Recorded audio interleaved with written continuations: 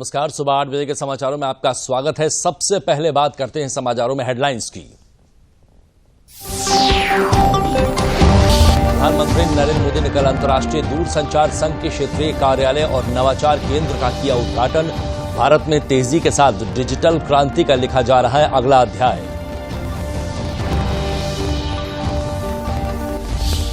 प्रदेश को मिली एक और उपलब्धि, जल के क्षेत्र में उमाशंकर पांडे, शिक्षा के क्षेत्र में राधाचरण गुप्ता और नक्काशी के क्षेत्र में दिलशाद हुसैन को मिला पद्मश्री पुरस्कार।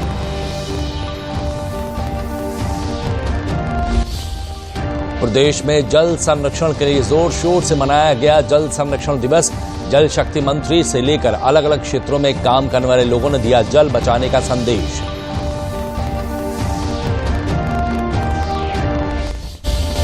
और आज की जा रही है मां ब्रह्मचारिणी की पूजा अर्चना। मिर्जापुर विंध्यवासिनी धाम में केंद्रीय मंत्री ने किया श्रद्धालुओं के लिए वाहन सेवा का उद्घाटन। मां के मंदिरों में लगी श्रद्धालुओं की भीड़।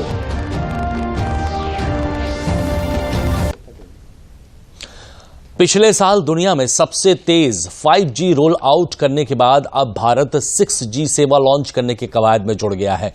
बुधवार को दिल्ली में अंतर्राष्ट्रीय दूरसंचार संघ क्षेत्रीय और नवाचार केंद्र का उद्घाटन करते वक्त प्रधानमंत्री नरेंद्र मोदी ने 6G दृष्टिपत्र भी दुनिया के सामने पेश कर दिया। पीएम ने कहा, यह भारत में जोर शोर से हो रही डिजिटल क्रांति का अगला अध्याय है। और चैत्र नवरात्र के पहले दिन तकनीक की दुनिया में भारत ने एक और छलांग की तैयारी कर ली है। 5G के बाद भारत अब 6G रोल आउट की दिशा में पहला कदम बढ़ा रहा है। बुधवार को पीएम मोदी ने दिल्ली में अंतर्राष्ट्रीय दूरसंचार संघ के क्षेत्रीय कार्यालय और नवाचार केंद्र का उद्घाटन किया, तो इस मौके पर उन्होंने भारत 6G पर दृष्टिपत्र का अनावरण भी किया। प्रधानमंत्री ने कहा कि आज भारत डिजिटल रिवॉल्यूशन के अगले चरण की तरफ तेजी से बढ़ रहा है। आज भारत दुनिया में सबसे तेजी से 5G रोल आउट करने वाला देश है।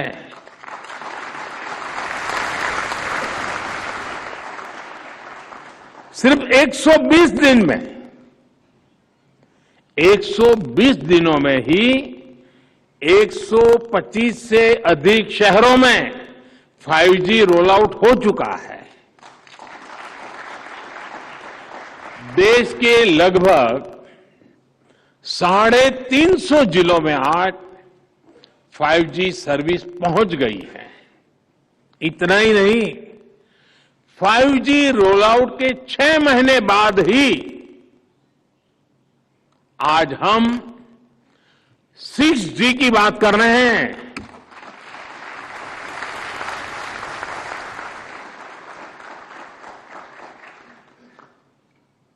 और ये भारत का कॉन्फिडेंस दिखाता है।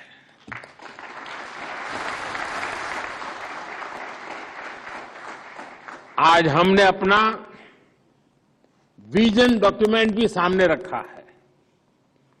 ये अगले कुछ वर्षों में 6G रोल आउट करने का बड़ा आधार बनेगा। पीएम मोदी ने 6G अनुसंधान एवं विकास परीक्षण केंद्र का शुभारंभ भी किया।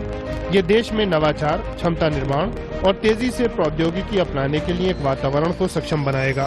पीएम ने इस बात पर खुशी जताई कि नए साल के पहले दिन टेलीकॉम, ICT और इससे जुड़े इनोवेशन को लेकर एक बहुत बड़ी शुरुआत भारत में हो रही है। इस टेक्नोलॉजी से जुड़े हमारे विजन डॉक्यूमेंट को अनवील किया गया है। ये डिजिटल इंडिया को नई ऊर्जा देने के साथ ही साउथ एशिया के लिए, ग्लोबल साउथ के लिए नए समाधान, नए इनोवेशन लेकर आएगा। खासकर हमारे एकेडेमिया, हमारे इनोवेटर्स, स्टार्टअप्स, हमारी इंडस्ट्री के लिए इससे अनेक नए अवसर बनेंगे। पीएम मोदी ने कहा कि भारत की G20 की अध्यक्षता की प्राथमिकताओं में रीजनल डिवाइड को कम करना भी है। कुछ सप्ताह पहले ही भारत ने ग्लोबल साउथ समिट की मेजबानी की।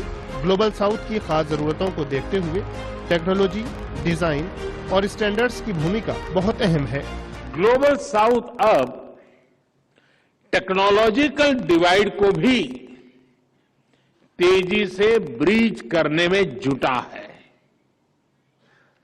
आईटीयू का ये एरिया ऑफिस एवं इनोवेशन सेंटर इस दिशा में एक बहुत बड़ा कदम है। मैं ग्लोबल साउथ में यूनिवर्सल कनेक्टिविटी के निर्माण को लेकर भारत के प्रयासों को भी ये अत्यंत गतिदायक और गति देने वाला होगा। इससे साउथ एशियाई देशों में आईसीटी सेक्टर में कोऑपरेशन और कोलैबोरेशन भी मजबूत होगा। प्रधानमंत्री ने कहा कि भारत में टेलीकॉम तकनीक केवल शक्ति पाने का साधन नहीं है, बल्कि लोगों को सशक्त बनाने का एक मिशन है। आज डिजिटल तकनीक की पहुंच भारत में हर जगह है। प्रधानमंत्री ने इस मौके पर call before you dig app का भी शुभारंभ किया। अलग अलग प्रोजेक्ट्स के लिए जो डिगिंग का काम होता है, उससे अक्सर टेलीकॉम नेटवर्क को भी नुकसान उठाना पड़ता है। इस नए ऐप से खुदाई करने वाली एजेंसियां और जिनका अंडरग्राउंड एसेट है, उन विभागों के बीच तालमेल बढ़ेगा। इससे नुकसान भी कम होगा और लोगों को होने वाली परेशानियां भी कम होगी। पीएम मोदी ने कहा कि भारत में विकास की इस रफ्तार को देखकर कहा जा सकता है कि ये डिकेड भारत का टेकेड है। भारत का टेलीकॉम और डिजिटल मॉडल स्मूथ है, सिक्योर है, ट्रांसपेरेंट है और ट्रस्टेड एंड टेस्टेड है। राष्ट्रपति भवन में आयोजित एक समारोह में कल पद्म पुरस्कार प्रदान किए गए। राष्ट्रपति द्रौपदी मुर्मू ने पूर्व केंद्रीय मंत्री एमएस कृष्णा और कुमार मंगलम बिरला को पद्म पुरस्कार भेंट किए। एमएस कृष्णा को पद्म विभूषण शैली में पुरस्कार दिया गया। ये गृह मंत्री भी रह चुके हैं और कर्नाटक के मुख्यमंत्री भी रह चुके हैं। कुमार मंगलम बिरला को भी पद्म विभूषण से सम्मानित किया गया। ये जाने माने उद्योगपति हैं। राष्ट्रपति मुर्मू ने वास्तुकला के लिए प्रोफेसर बालकृष्ण दोषी को मरणोपरांत पद्म विभूषण प्रदान किया है। प्रसिद्ध पार्श्व गायिका सुमन कल्याणपुर को भी पद्म विभूषण प्रदान किया गया है। सुमन कल्याणपुर ने अपने 4 दशक के करियर के दौरान हिंदी, मराठी और 11 अन्य भाषाओं में अनगिनत हिट गानों को अपनी आवाज दी है। कल राष्ट्रपति भवन में जब पद्मश्री पुरस्कार प्रदान किए गए, तब उत्तर प्रदेश में एक और उपलब्धि अपने खाते में दर्ज की। कल राष्ट्रपति भवन में दिलशाद हुसैन को पद्मश्री पुरस्कार से नवाजा गया। ये मुरादाबाद के रहने वाले हैं और पीतल पर नक्काशी करते हैं। इन्हें उस्ताद और शिल्प गुरु के नाम से भी जाना जाता है। इनका पूरा परिवार पीतल पर नक्काशी का काम करता है। मुरादाबाद के तमाम नए कारीगरों को भी ये नक्काशी सिखाते हैं। प्रधानमंत्री नरेंद्र मोदी को इनकी नक्काशी किए हुए कई मटके और बने हुए सामान पसंद आए थे, जिन्हें विदेशों में भेजा गया था। नक्काशी की कारीगरी में बहुत कम लोगों को पद्मश्री से सम्मानित किया गया है। इसको लेकर स्थानीय कारीगर भी बेहद खुश हैं। श्री दिलशाद हुसैन शिल्पकला।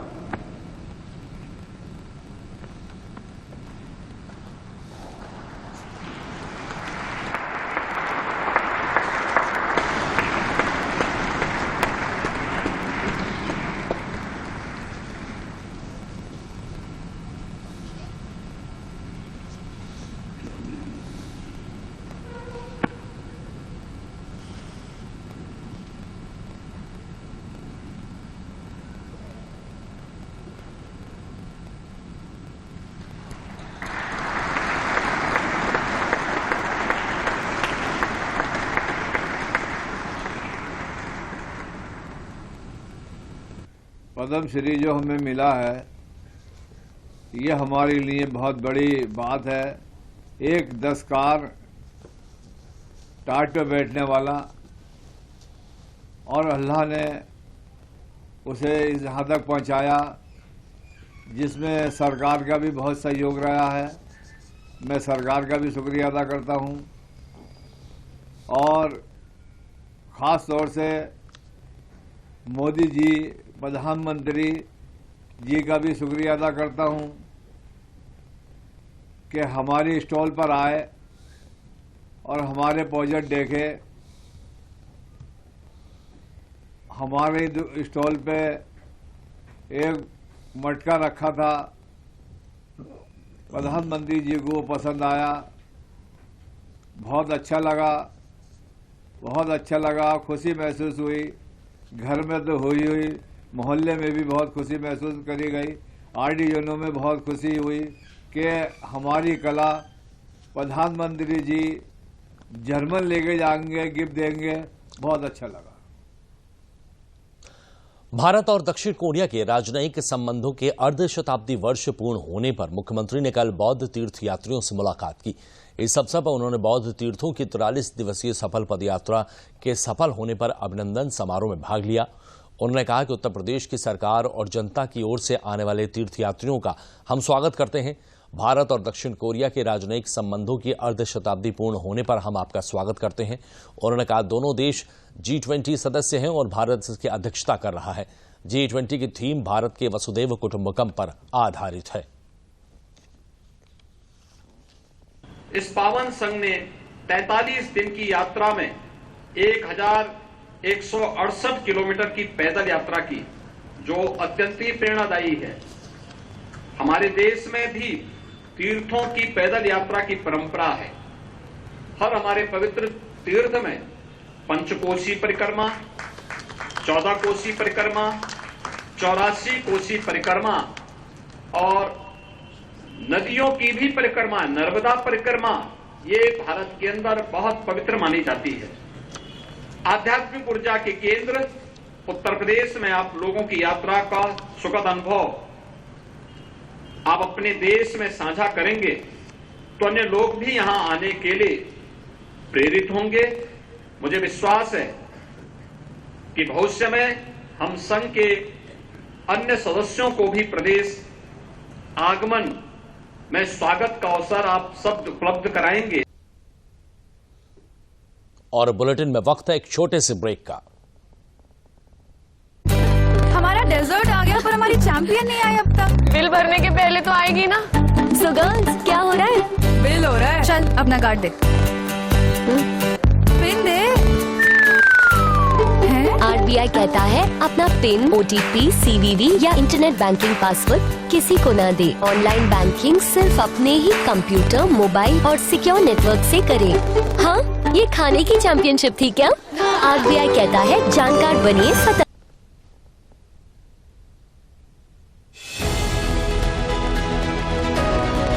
हमारा गौरव, हमारी शान, हमारे पद, ऐसे नायाब रत्न जिनसे रोशन है देश का कण कण। जनसाधारण जिनके असाधारण कार्यों को मिल रही है पहचान। देखिए DD न्यूज पर ये विशेष श्रृंखला हमारे पद, रविवार रात 9:30।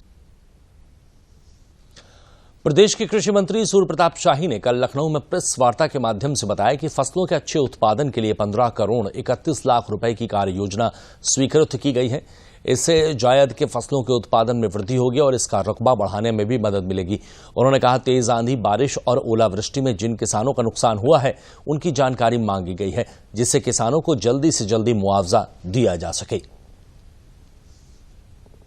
जायद क्षेत्र के विस्तार के लिए और साथ साथ में श्री अन्न जो अंतर्राष्ट्रीय मिलेट वर्ष मनाया जा रहा है उसको ध्यान में रखते हुए खरीफ के मौसम में भी हम लोगों ने किसानों को बीज उपलब्ध करवाने का निर्णय किया है और प्रदेश में ये पहली बार हो रहा है कि 50% अनुदान पर उनको बाजरा, ज्वार और मक्का के हाईब्रिड हम सुलभ कराएंगे और उसके लिए 15 करोड़ 31 लाख रुपए की धनराशि 31 मार्च के पूर्व यह व्यय होगा। इसके लिए हम लोगों ने स्वीकृत कर दिया है और ACS साहब की तरफ से शासनादेश निर्गत हो गया है। और जो वर्षा के कारण जो क्षति हुई है जायद में, जो जहां पर अभी सरसों की फसल निकल गई थी या आलू की फसल निकल चुकी है, वहां पर ये उपयोगी होगा कि वो मक्के की, ज्वार की और बाजरे की खेती यदि वो करते हैं तो उससे वो भरपाई हो सकेंगे। प्रदेश सरकार उनको अनुदान पर ये बीज 50% अनुदान पर ये बीज उपलब्ध करवा रही है। राजधानी लखनऊ में विधान भवन के तिलक हॉल में कल हेरिटेज पर्यटन संगोष्ठी का आयोजन किया गया। इस अवसर पर प्रदेश के पर्यटन और संस्कृति मंत्री जयवीर सिंह ने कहा कि सरकार हेरिटेज पर्यटन को बढ़ाने के लिए प्रयासरत है।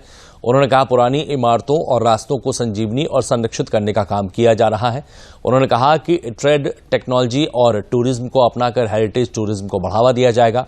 उन्होंने कहा पूरे देश में उत्तर प्रदेश को पर्यटन की दृष्टि से सबसे बेहतर बनाने के लिए काम किया जा रहा है। इस अवसर पर विधान परिषद के सभापति कुंवर मानवेंद्र प्रताप सिंह ने कहा कि प्रदेश में हेरिटेज पर्यटन की अपार संभावनाएं हैं। इस अवसर पर प्रदेश की तमाम हेरिटेज इमारतों को विकसित करने का प्रेजेंटेशन भी किया गया है। सब करके जो हम आगे बढ़ सकते हैं उसमें अपार संभावनाएं।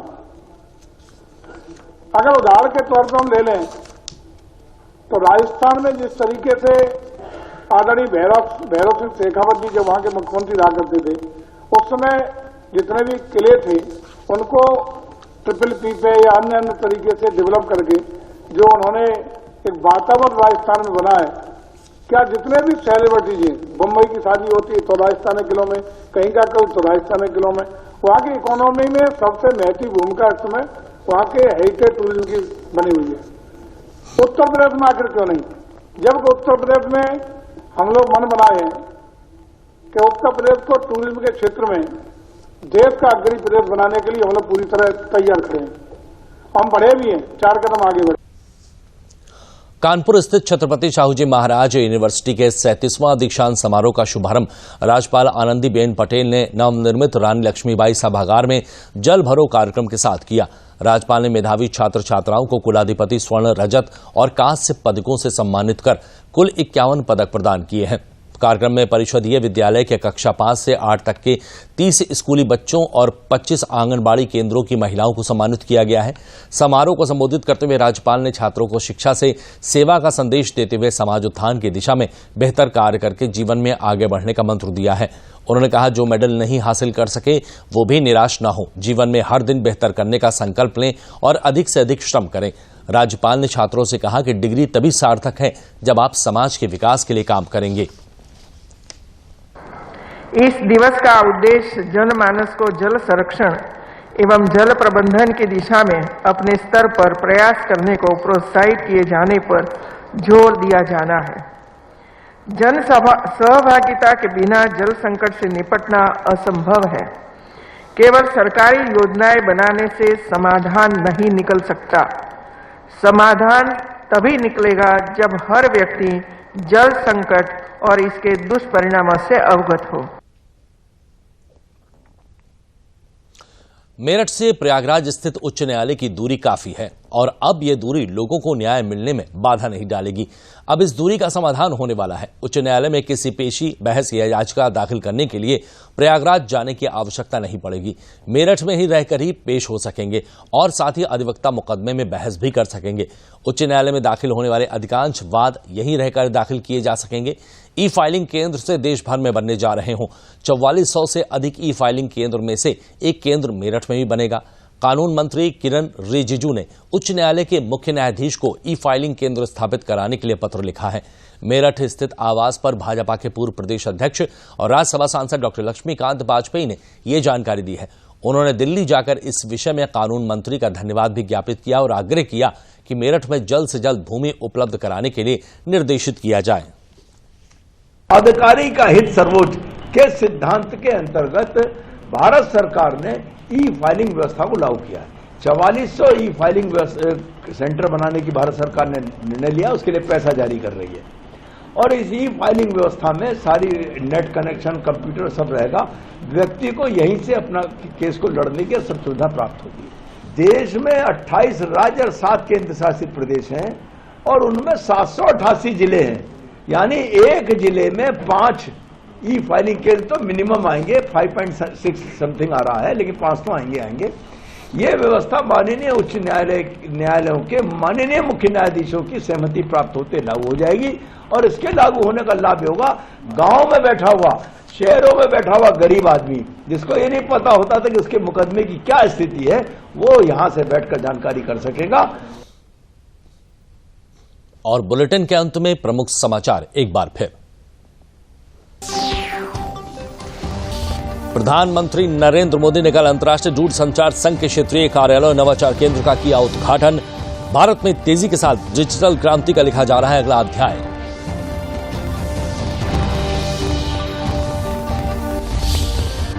प्रदेश को मिली एक और उपलब्धि, जल के क्षेत्र में उमाशंकर पांडे, शिक्षा के क्षेत्र में राधाचरण गुप्ता और नक्काशी के क्षेत्र में दिलशाद हुसैन को मिला पद्मश्री पुरस्कार।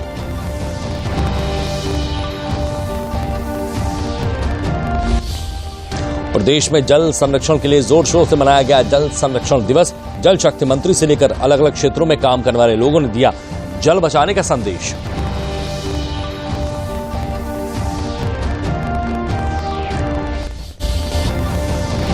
और आज की जा रही है मां ब्रह्मचारिणी की पूजा अर्चना। मिर्जापुर विंध्यवासिनी धाम में केंद्रीय मंत्री ने किया श्रद्धालुओं के लिए वाहन सेवा का उद्घाटन। मां के मंदिरों में लगी श्रद्धालुओं की भीड़।